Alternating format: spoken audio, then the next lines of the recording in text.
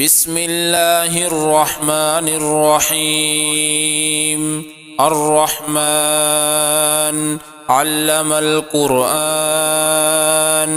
خلق الإنسان علمه البيان. الشمس والقمر بحسبان، والنجم والشجر يسجدان. والسماء رفعها ووضع الميزان، ألا تطغوا في الميزان، وأقيموا الوزن بالقسط ولا تخسروا الميزان.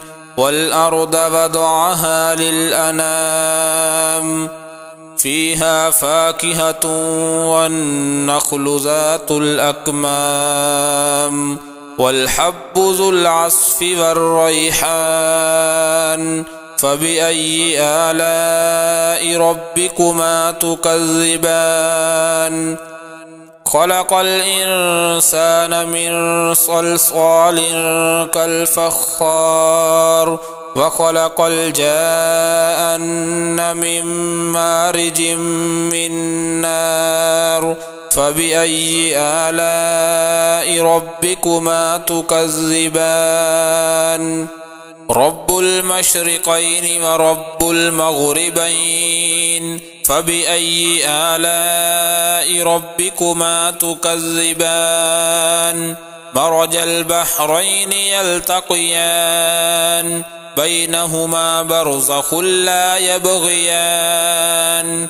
فبأي آلاء ربكما تكذبان؟ يخرج منهما اللؤلؤ والمرجان. فبأي آلاء ربكما تكذبان؟ وله الجوار المنشآت في البحر كالأعلام. فبأي آلاء ربكما تكذبان؟ كل من عليها فان، ويبقى وجه ربك ذو الجلال والإكرام. فبأي آلاء ربكما تكذبان؟ يسأله من في السماوات والأرض، كل يوم هو في شأن. فبأي آلاء ربكما تكذبان؟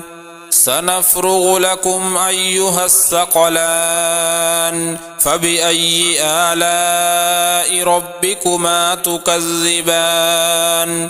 يا معشر الجن والإنس إن استطعتم أن تنفذوا من أقطار السماوات والأرض فانفذوا، لا تنفذون إلا بسلطان. فبأي آلاء ربكما تكذبان؟ يرسل عليكما شواظ من نار ونحاس فلا تنتصران. فبأي آلاء ربكما تكذبان؟ فإذا انشقت السماء فكانت وردة كالدهان. فبأي آلاء ربكما تكذبان؟ فيومئذ لا يسأل عن ذنبه إنس ولا جان. فبأي آلاء ربكما تكذبان؟ يعرف المجرمون بسيماهم فيؤخذ بالنواصي والأقدام. فبأي آلاء ربكما تكذبان؟ هذه جهنم التي يكذب بها المجرمون، يطوفون بينها وبين حميم آن. فبأي آلاء ربكما تكذبان؟ ولمن خاف مقام ربه جنتان، فبأي آلاء ربكما تكذبان ذواتا أفنان فبأي آلاء ربكما تكذبان فيهما عينان تجريان فبأي آلاء ربكما تكذبان فيهما من كل فاكهة زوجان فبأي آلاء ربكما تكذبان متكئين على فرش بطائنها من استبرق وجنى الجنتين دان فبأي آلاء ربكما تكذبان فيهن قاصرات الطرف لم يطمثهن إنس قبلهم ولا جان فبأي آلاء ربكما تكذبان كأنهن الياقوت والمرجان فبأي آلاء ربكما تكذبان هل جزاء الإحسان إلا الإحسان فبأي آلاء ربكما تكذبان ومن دونهما جنتان فبأي آلاء ربكما تكذبان مدهامتان